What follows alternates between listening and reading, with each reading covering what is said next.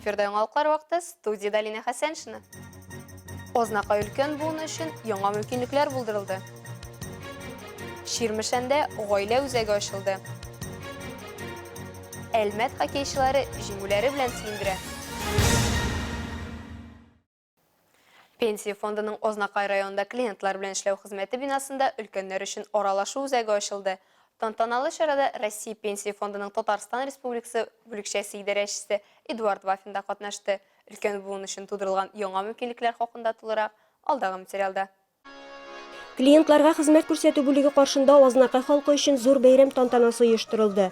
Күңелле музыка, дәртле җырлар, аниматорлар катнашында флешмоб халык күңеленә хуш килде. Ә инде тәмле коймак белән кайнар шәйләп алгач, кышкы көннең салкынлыгы бердә сизелми. Җыелган халыкны Россия Пенсия фондының Татарстан Республикасы бүлекчәсе идарәчесе Эдуард Вафин сәламләде.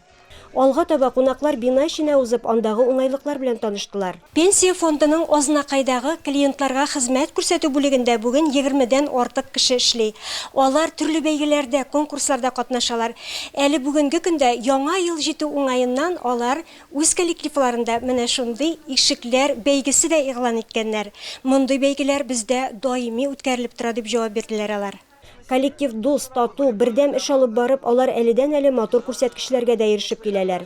Һәм менә ул иң тантаналы мизгел. Республикада беренчеләрдән булып өлкән буын аралашу үзәгенең ишекләре ачыла. Такая важная ответственная миссия поручается, Эдуард Япасович, вам, Марсель Зуфарович, разрезание ленточки. Өлкән яшьтәгеләр өчен аралашу үзәге тулысынча махсус мебель белән тәэмин ителгән.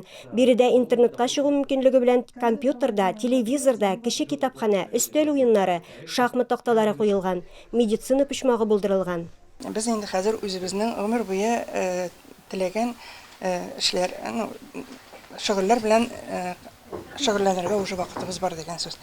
Менә безнең пенсионный фонд каршында оештырылган шушы укулар безгә бик җайлы, бик рәхәт булды.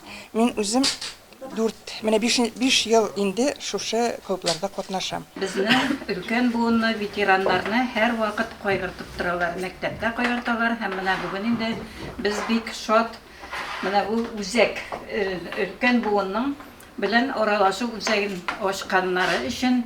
Мондый үзәкнең нәкъ менә Ознакай районында ачылуы юктан гына түгел. Район ветераннар советы бик актив, аның 50 еллык тарихы бар. Монда инде рәхәтләнеп сөйләшергә була, аралашырга була, шахмат уйнарга була, җырлап утырырга була. Монда инде менә мөмкинлекләр бар, урыннар бар.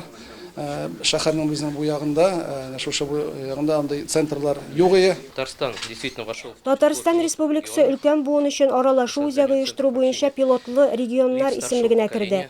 Күреп торабыз, клиентлар хезмәте белгечләре бу эшне бөтен күңелен биреп башкара.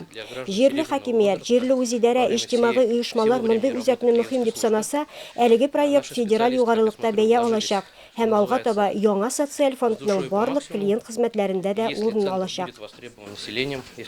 Киләчәктә биредә төрле юнәлешләр буенча мастер-класслар уздырылачак, лекция укулары оештырылачак, пенсионерлар өчен китап уку, өстәл уеннарында көч сынашу мөмкинлеге дә тудырыла. Илмира Шәрифуллина, Рөстәм Акбаров, яңалыклар вакыты, Луч, Әлмәт телекомпаниясе. Татарстанда яшәүчеләр банк ризалыгы белән ипотеканы япканчы ана капиталы буенча өлеш бүлеп бирә ала. Гамәлдәге законнар нигезендә ана капиталы акчаларын кулланганда гаиләнең һәр әгъзасы күчемсез милеккә хокуклы булачак. Өлешләрне пенсия фонды акча күчергәннән соң ярты ел эчендә сатучыга бүлеп бирергә кирәк. Моның өчен тиешле килешү төзү сорала. Төзелештә өлешләп катнашканда процедураны кабул итү фатир тапшыру актына кул куйганнан соң 6 ай эчендә пай кертемен торак кооперативы әгъзасы түләгәндә соңгы түләүне керткәннән соң шул ук срокка үткәрергә кирәк. Әгәр торак ипотекага сатып алынган икән, өлешләрне кредитны тулысынча түләгәннән соң һәм бердәм дәүләт күчемсез милек реестрына ипотека турында теркәү язмасын каплаганнан соң ярты ел эчендә бүлеп бирергә кирәк. Ипотеканы каплаганчы өлеш бирү кирәк булганда торакны тизрәк сатарга мөмкинлек бирәчәк. Гаилә кыйммәтләрен саклап калу, үстерү заманча җәмгыять каршында торган төп максатларның берседер мөгаен. Шуны исәптә тотып, Ширмешәндә автоном коммерцияле булмаган оешма рухи агарту гаилә кору үзәге ачылды. Анда безнең иҗат төркеме дә булып кайтты. Рәдифә Нугманова дәвам итә.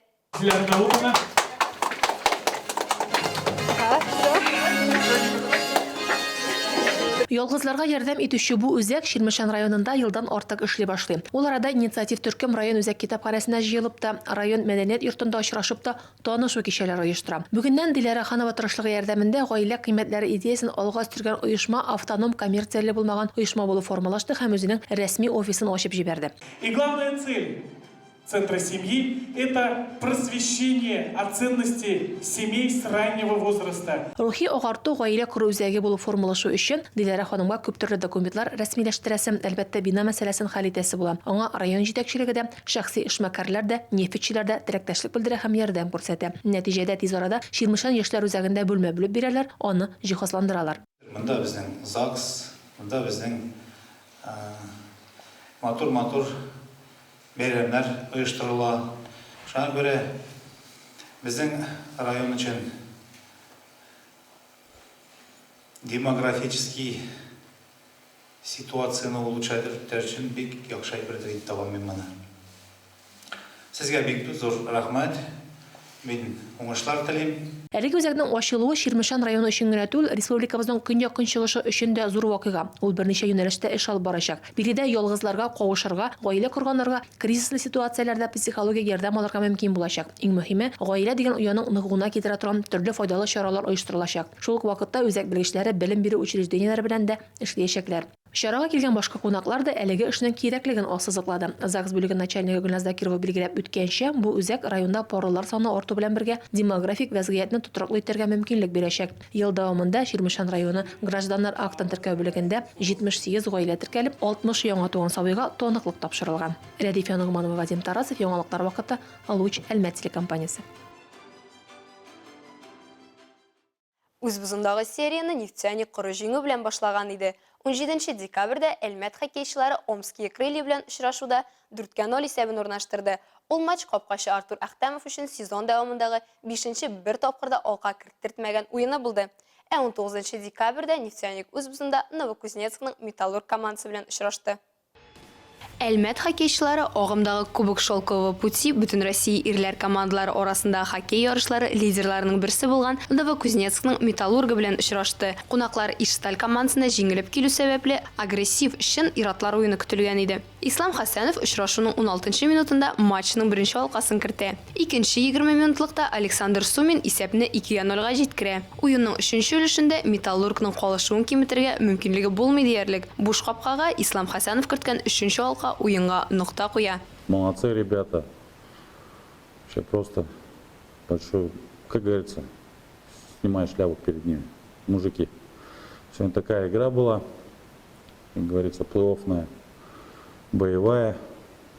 Ну и ребята и в меньшинстве здорово сыграли, и голы хорошие забили, и третий период прям по заданию. Кичә Әлмәт бузында сибирские снайперы белән спутник матчы узды. Беренче алканы кунаклар кертте һәм очрашуның исәбен ачып җибәрде. Боз хуҗаларының җавабы озак көттерми, 13нче минутта исәп тигезләшә. Икенче 20 минутлык башында командалар тиз голлар белән алыша. Берничә минуттан кунаклар 2-3 исәбен урнаштыра. Ә матч уртасында Роман Говорков исәпне тигезли. Уенның 3нче өлешендә Ярослав Арефьев Әлмәтлеләрне алга чыгара. Минутта узмый командабызның капитаны Данила Курков 5-3 исәбен урнаштыра. Равил Якубов сибирские снайперы командасының буш капкасына алка кертә һәм 6-3 исәбе белән очрашуга матур нокта куя. Әлеге очрашу Әлмәтнең Спутник командасы өчен быелгы үзбезендәге соңгы матч булды. Алга таба калабызның яшьләр командасы Магнитогорск Уфа маршрутында булачак. Кунакта уеннар 24-нче, 25-нче һәм 28-нче, 29-нче декабрьдә узачак.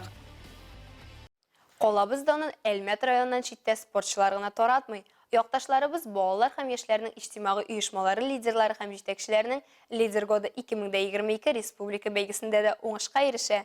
5-нче гимназияның 9-нчы сыйныф укучысы Милана Камалова беренче тапкыр катнаша.